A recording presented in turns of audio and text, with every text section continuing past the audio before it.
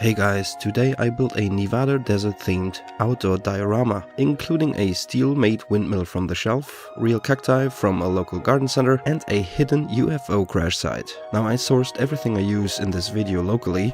I don't use any specialized expensive tools nor building materials.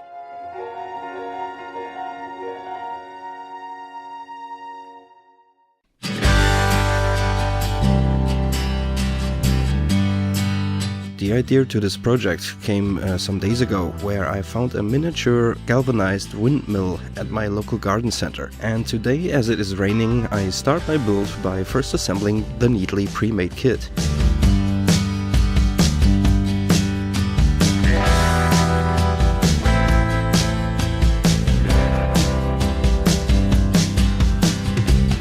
I'm jumping through that quickly as it is not real part of this video. For my purpose of the windmill being a centerpiece, I want to theme it accordingly to the landscape. So what is more authentic than a windmill with an old gas station logo on it?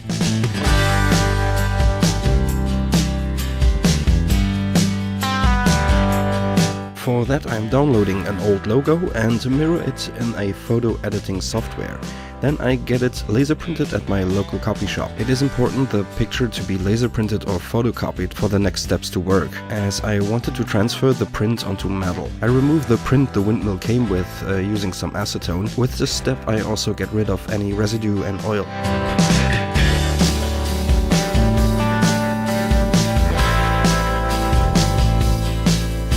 I keep both logos attached at one spot, so it is easy to align them symmetrically on both sides. With some acrylic sealant I glue down the logo face down on the metal sheet.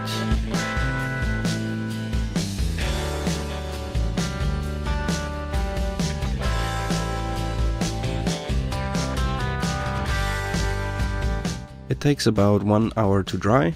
With some warm water I carefully start rubbing off the paper. It gets quite fragile at the point most of the paper is rubbed off, so take care not rubbing too hard and rub off the actual toner.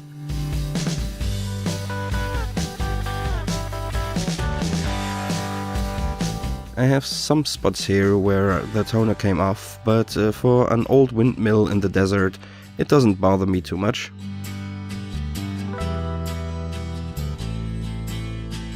Multiple layers of clear acrylic should prevent the toner to come off in the future, especially when exposed to the weathers.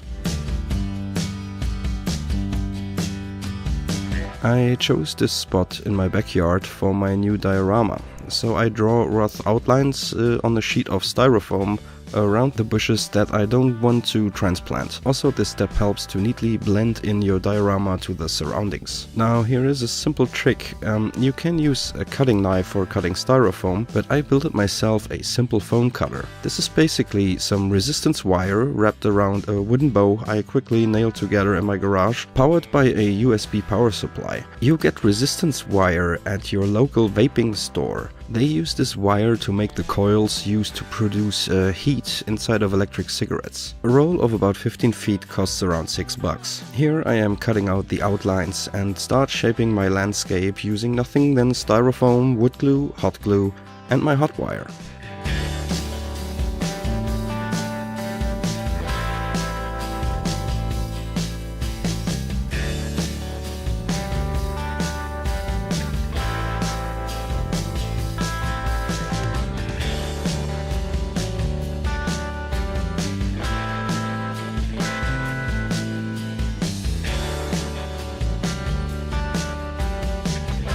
Give your landscape a rough shape.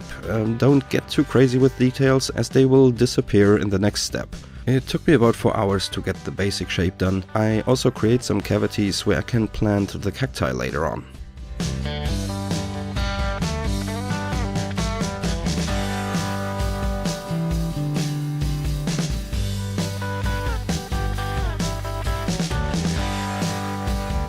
Now it gets serious. We need to cover the landscape with a weatherproof, water-resistant coat. I call my mixture LSS, Liquid Sculpting Stone. It consists of cement fibers, cement colors, and a silicone cement sealant. The cement fibers are probably the hardest to get. I got mine free from a local cement company. This cup lasts me for years. As we need to form a base first, I use a high-strength concrete mix that already has sand and pebbles in it. I add a good pinch of cement fibers to the dry cement until the cement looks like a mixture of dirt with some dog hair in it.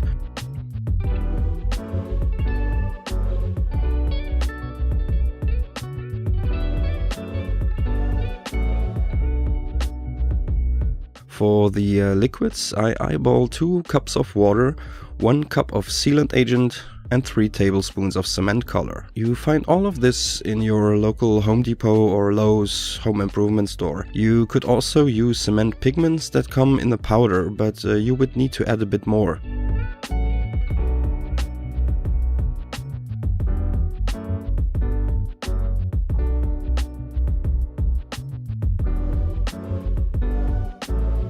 Now I add the liquid slowly while mixing. Note that you can always add water, but not remove it later when the mixture gets too runny. I am looking for consistency of yogurt. On a wooden board covered with a plastic sheet, I spread out the cement before placing the sculpture on it.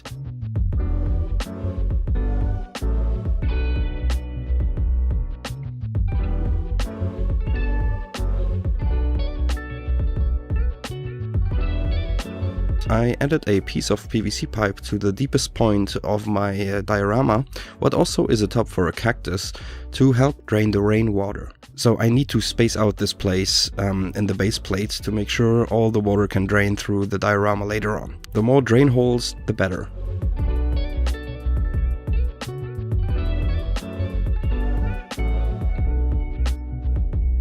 Now I start to fold up the borders before mixing the next batch.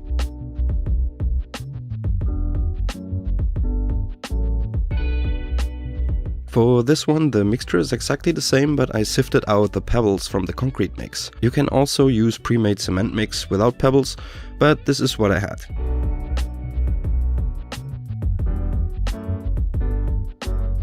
I know what you will comment while seeing those pictures, and I know it looks pretty disgusting.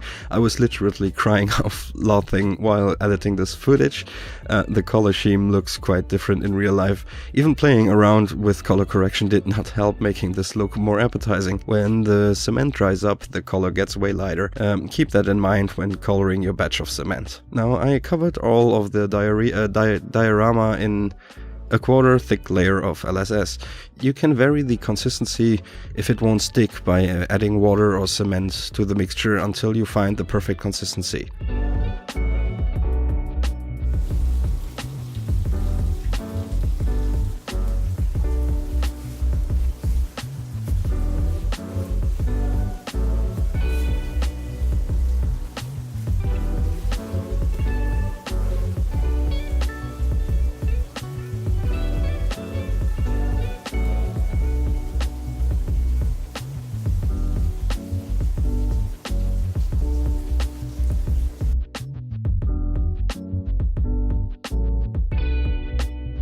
As every inch of styrofoam is covered, I give everything a first stone pattern by using wrinkled newspaper. You can also use plastic bags, but I get best results with thicker paper or even cardboard, but it will get soft quickly, so you will need a bunch of it.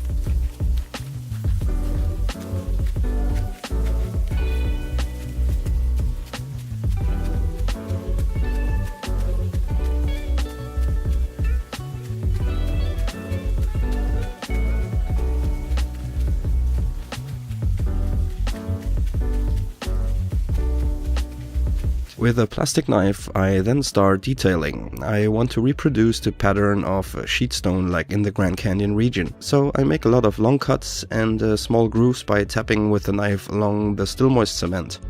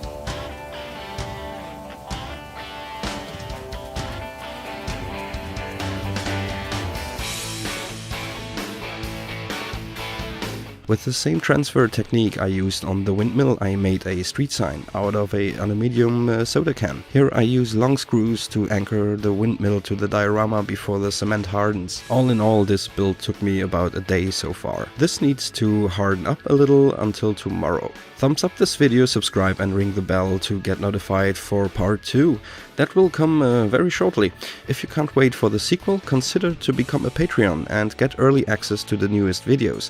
Also, you can add Mancave effects on Instagram and Facebook to stay updated about new projects. I hope you enjoyed. Until then, see ya!